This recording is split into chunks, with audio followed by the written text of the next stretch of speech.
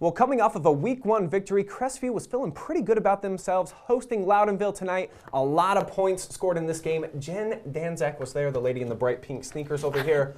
Like I mentioned, a lot of points in the game, Jen. It's just that only one team scored them. Pretty wild. It was quite a very boring game to go to, I'm going to be completely honest. It started off very slow and ended very slow, so it was interesting to say the least. Well, you got me pumped up to see these highlights. I know. Let's run that tape, shall we?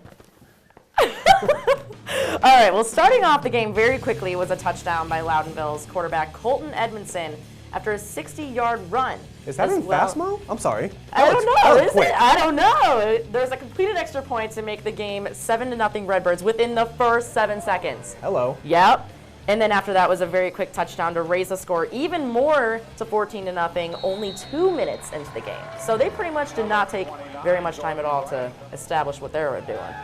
And then next, of course, was another Loudonville touchdown after an interception from the fingertips of Crestview by number 52, Heath Snyder, the linebacker. See ya. Yep, after running for 51 yards, making it 22-0 after the extra point. Probably the only memorable play for Crestview was number 16, Grant Folk's 52-yard run. Okay. But unfortunately wasn't enough to get up on the scoreboard for that. Next was yet another touchdown by the Redbirds by number 29, Jordan Wright, after running 79 yards with the completed extra point to make it 28-0, with Loudonville still in the lead, of course. Look at him go. Yeah. 29? Yep. That's insane. See ya. I know. And that was just the first quarter. So going on to the second quarter, right off the bat, was a catch for 6 by number 5, Tucker Bender. I love that name. With a completed kick, making it 35-0. And following that was a fumble by the Cougars to have Loudonville's Jordan Wright again run for the touchdown for 18 yards, bringing the mark up to 41-0. More touchdowns, I have a feeling, I know, there's touchdowns everywhere. I can't get it.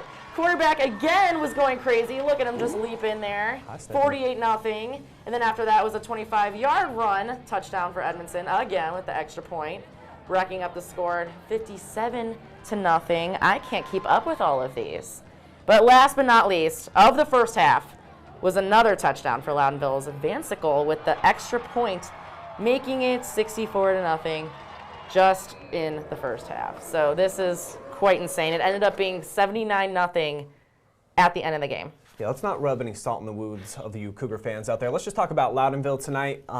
You weren't too impressed, I guess. You thought it was pretty boring. I was like, you know, I'm glad that there was touchdowns right off the bat, but they just kept going and going and going, and I felt really bad for Crestview. I don't know if it's just because they're very young and inexperienced this year, or I don't know what was going on. If they just didn't show up, I don't know. Well, it looks like the Birds were doing it on both sides of the ball. Obviously, you saw the pick 6. They had the shutout, but offensively, they were explosive as well.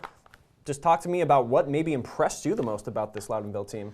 They literally, they must have practiced tons and tons and tons because they did not make any mistakes, not a single one. It was all Crestview the whole game. I was very impressed with them, and they made it seem like it was an, NFL game, like a video game. It was that easy. Looked like Madden. Man, no glitches at all. It was great. I know it's just early, but they're 2-0 now. The Birds look like a playoff team to you? I think so. They were last year, so I see them doing it again. They did a great job tonight. All right, thanks, Jen. Well, a couple of teams that did not make the postseason last year, Shelby and Lexington, had a battle on their hands tonight. We'll show you who won coming up after the break.